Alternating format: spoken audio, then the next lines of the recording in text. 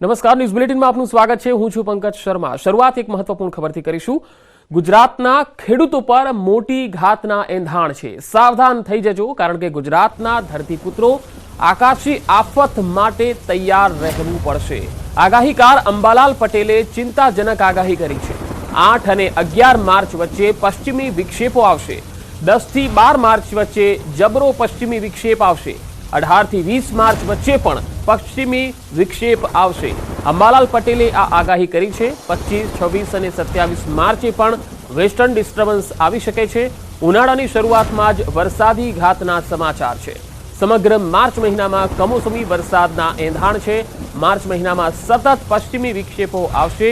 ગુજરાતના ખેડૂતોએ સાવધાન રહેવું પડશે।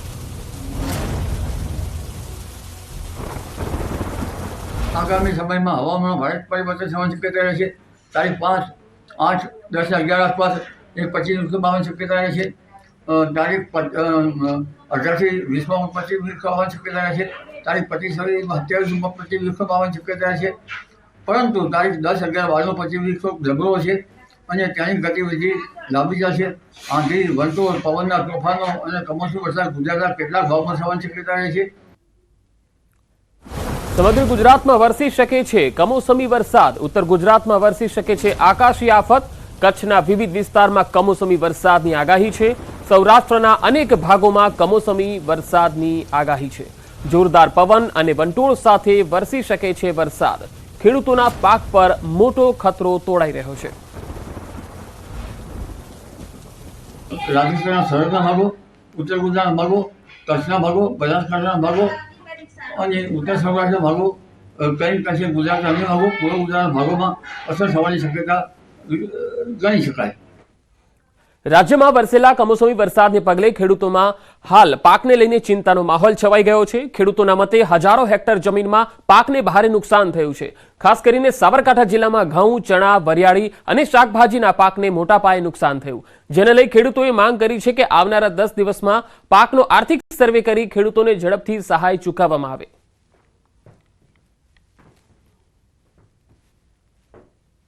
આટલા મોટા કરા અને આટલો કમોસમી વરસાદ મેં ક્યારેય જોયો નથી। એવો જાણે કે વડાલી તાલુકાને ટાર્ગેટ કર્યો હોય તેવું વડાલી તાલુકાના તમામ ગામડાઓના તમામ પાકોમાં સંપૂર્ણ નાશ પામ્યા છે। સુરેન્દ્રનગરમાં નર્મદા વિભાગની બેદરકારીને કારણે ખેડૂતોને નુકસાની વેઠવાનો વારો આવ્યો છે। વઢવાણ તાલુકાના કટુડા ગામની સીમમાંથી પસાર થતી સુરેન્દ્રનગર મોરબી બ્રાન્ચની મુખ્ય કેનાલ ઓવરફ્લો થતા ખેડૂતો પર આફત આવી પડી। કેનાલના પાણી આસપાસના ખેતરોમાં ફરી વળતા ખેડૂતોને મોટા પાયે નુકસાની ભોગવવાનો વારો આવ્યો। સુરેન્દ્રનગર જિલ્લાના મોટાભાગના ખેડૂતો સિંચાઈ માટે નર્મદાની મુખ્ય અને માઇનોર કેનાલ દ્વારા પાણી મેળવે છે। વઢવાણ તાલુકાના ગામોમાંથી પસાર થતી સુરેન્દ્રનગર મોરબી બ્રાન્ચની મુખ્ય કેનાલમાં પાણી છોડાતા તૈયાર થયેલો પાક જમીનદોસ્ત થયો, જેથી આસપાસના અંદાજે 20 થી વધુ ખેતરોમાં પાણી ફરી વળ્યું છે અને ખેડૂતોના 250 વીઘા જમીનમાં વાવેલા પાકને નુકસાન થયું। વરિયાળી, ઘઉં, અજમો, જીરું અને રીંગણા સહિતના ઉભા પાક પર સંપૂર્ણપણે પાણી ફરી વળ્યું છે। ત્યારે વારંવાર કેનાલ ઓવરફ્લો થવાની ઘટનાને લઈ ખેડૂતોએ ખૂબ જ રજૂઆત કરી હતી, છતાંય કોઈ જ કાર્યવાહી ન થતા હવે ખેડૂતો રોષે ભરાયા છે। ખેડૂતોએ તાત્કાલિક સર્વે કરીને નુકસાનીનું વળતર ચૂકવવાની માંગ કરી છે।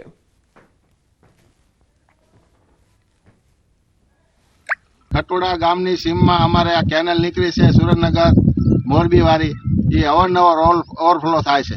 મારે 9 વીઘા જમીન છે, એમાં રીંગણી, બાજરો અને ઘઉં આ પાકમાં પાણી ત્રીજી વાર ફરી વળ્યું છે અને અમારે 30 થી 35 હજારનું નુકસાન છે। સુરેન્દ્રનગર મોરબી શાખા જે કેનાલ નીકળી છે એમાં અમારા ખેતરમાં પાણી ભરાઈ ગયા છે અને કેનાલનો ઉભરાવા એટલા માટે પાણી ખેતરમાં આખામ થઈ ગયા। અંદાજે 200 થી 250 વીઘા જમીનમાં પાણી ફરી વળ્યું છે। એમાં હું નુકસાન તો આ લોકોને એવું કીધું કે જેટલું પાણી ભરાણું એનું આખું રિપોર્ટિંગ આપો, કારણ કે આ નુકસાન એમને કૃષિવાળા પાસે કઢાવવું પડે, એટલે એ અમને આપશે, તમારી રીતે કાર્યવાહી આગળની।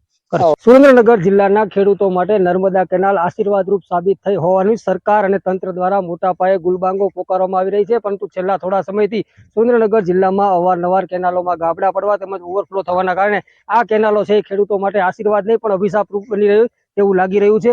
સુરેન્દ્રનગર જિલ્લાના વઢવાણ તાલુકાના કટુડા ગામની સીમમાંથી પસાર થતી સુરેન્દ્રનગર મોરબી બ્રાન્ચની જે મુખ્ય નર્મદા કેનાલ છે, છેલ્લા 1 થી 1.5 વર્ષમાં 3 થી 4 વખત ઓવરફ્લો થતા વારંવાર ખેડૂતોને નુકસાન થઈ રહ્યું છે. હાલની સ્થિતિની વાત કરવામાં આવે તો હાલ આ કટુડા ગામની જે સીમ છે, સીમમાં અંદાજે 25 થી વધુ ખેડૂતોની 250 વીઘાથી વધુ જમીનમાં નર્મદા કેનાલના પાણી છે ઓવરફ્લો થઈ અને ફરી વળ્યા છે.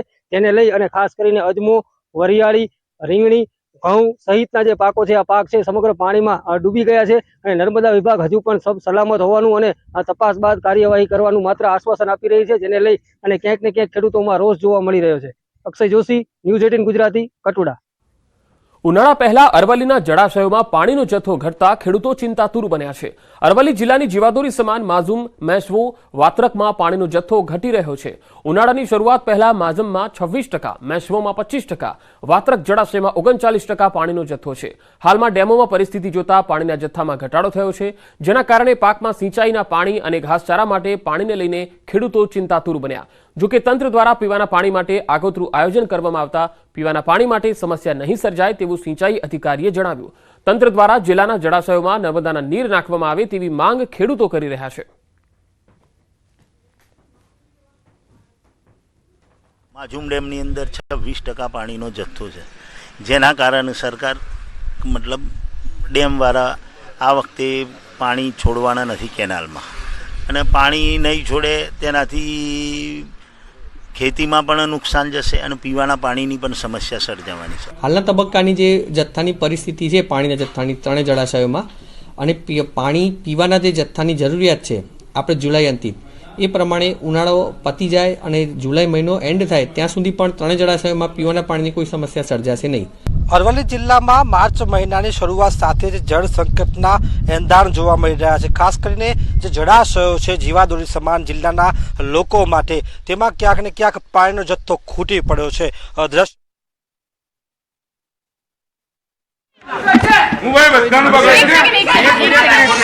अभिषेक, आप क्या कहना चाहते हैं? आपको बुलाया गया है, कौन से सवाल किए गए?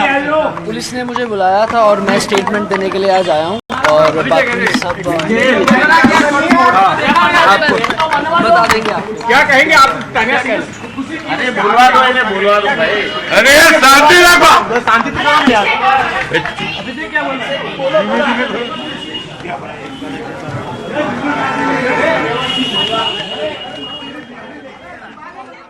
તો સુરતથી સીધી તસવીરો આવી રહી છે. વેસુ પોલીસ સ્ટેશનમાં નિવેદન આપવા માટે પહોંચ્યા છે અભિષેક શર્મા.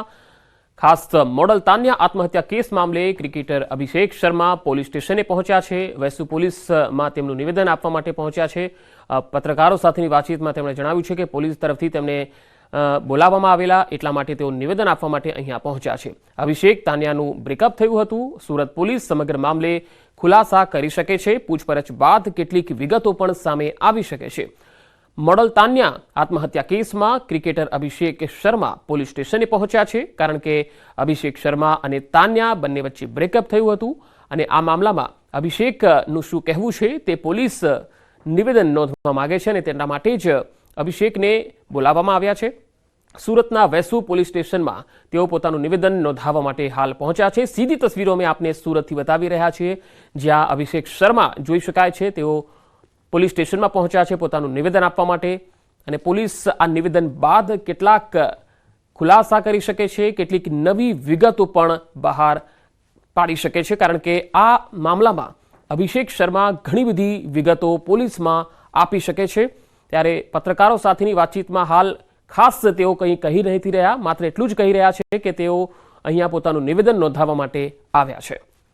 અભિષેક તાન્યાનું જે બ્રેકઅપ થયું હતું, અને તાન્યા જે એક મોડલ પણ હતી અને તે આત્મહત્યા તેણે કરી લીધી, ત્યારે આ મામલામાં પોલીસ ખૂબ જ ઝડપથી તપાસ કરી રહી છે, અને આ તપાસમાં જે પણ આ મોડલ સાથે જોડાયેલા લોકો છે. તાન્યા આપઘાત કેસમાં આઈપીએલ ખેલાડી અભિષેક શર્મા સુરતની વેસુ પોલીસ મથકે આવ્યા હતા. તેની પૂછપરછ કરવામાં આવી. છેલ્લા 4 કલાકથી આ પૂછપરછ ચાલી રહી હતી. દ્રશ્યો જોઈ શકાય છે કે અભિષેક શર્મા ગાડીમાં 4 કલાક કરતાં વધારે પૂછપરછ કર્યા બાદ અહીંથી રવાના થયો છે. અભિષેક આ મામલે કંઈ પણ બોલવા તૈયાર નથી, પણ જે રીતે તાન્યા આપઘાત કેસમાં તેનું સીધું નામ આવ્યું હતું, તાન્યા સાથે છેલ્લા કેટલાક સમયથી જે સંપર્કમાં હતો, અને તાન્યા સાથેના તેના રિલેશનને લઈને તેને બ્રેકઅપ થયું હતું. આ બ્રેકઅપ બાદ કહી શકાય કે જે પ્રકારે તાન્યાએ આપઘાત કર્યો હતો, આપઘાત પહેલા પણ અભિષેક સાથે તેની ટેલિફોનિક વાત થયા હોવાની વિગતો સામે આવી હતી, જેના આધારે પોલીસે તેને આજે સુરતના વેસુ પોલીસ સ્ટેશન, દ્રશ્ય સીધા જોઈ શકાય છે કે વેસુ પોલીસ સ્ટેશન છે, આ પોલીસ સ્ટેશન ખાતે તેની પૂછપરછ માટે બોલાવવામાં આવ્યો હતો અને કહી શકાય 4 કલાક જેટલી પૂછપરછ બાદ અભિષેક શર્મા અહીંથી તેના ઘરે જવા રવાના થયો છે. કેમેરામેન ભરત બ્રહ્મભટ્ટ સાથે કીર્તેશ પટેલ, ન્યૂઝ 18 ગુજરાતી, સુરત. સુરતથી સંવાદદાતા કીર્તેશ પટેલ સીધી માહિતી આપી રહ્યા હતા. બોડલ તાન્ય આત્મહત્યા કેસમાં જે અભિષેક શર્મા છે તેઓ પોતાનું નિવેદન આપવા માટે સુરત વેસ્ટ પોલીસ સ્ટેશને પહોંચ્યા હતા અને ત્યાંથી હવે તેઓ રવાના પણ થઈ ચૂક્યા છે. હવે સમાચારોમાં આગળ વધીએ, અન્ય સમાચારો તરફ આગળ વધીએ. મુખ્યમંત્રી ભૂપેન્દ્ર પટેલની અધ્યક્ષતામાં મળેલ કેબિનેટની બેઠકમાં રાજ્ય સરકાર દ્વારા ખેડૂતો માટે અતિ મહત્વપૂર્ણ નિર્ણય કરાયો છે, જેમાં રાજ્ય સરકારે ટ્રાન્સમિશન ટાવર ઊભી કરતી વખતે ખેડૂતને જંત્રીના 200% લેખે વળતર ચૂકવવાનો નિર્ણય કર્યો છે. આ નિર્ણયને લઈ ધરતીપુત્રોમાં પણ ઉત્સાહ છે. બીજી તરફ રૂટ નક્કી કરતી વખતે સ્થાનિક તંત્ર સાથે પરામર્શ કરવાનો પણ નિર્ણય કરાયો છે.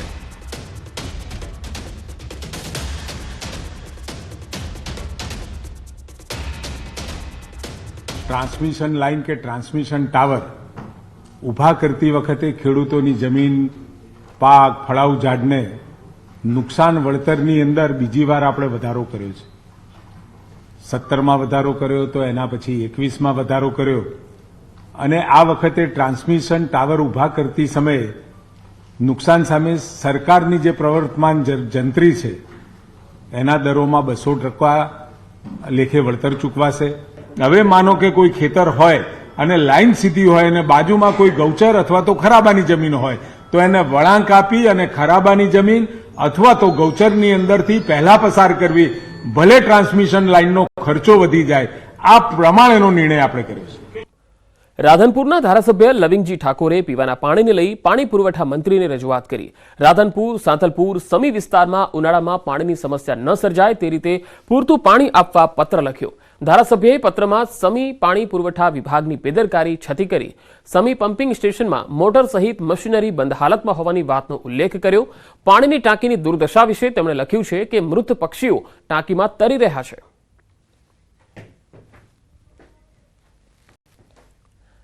ભાજપમાં જોડાયા બાદ અર્જુન મોઢવાડિયાની પહેલી પ્રતિક્રિયા સામે આવી છે. મોઢવાડિયાએ ભાજપના ભરપૂર વખાણ કર્યા.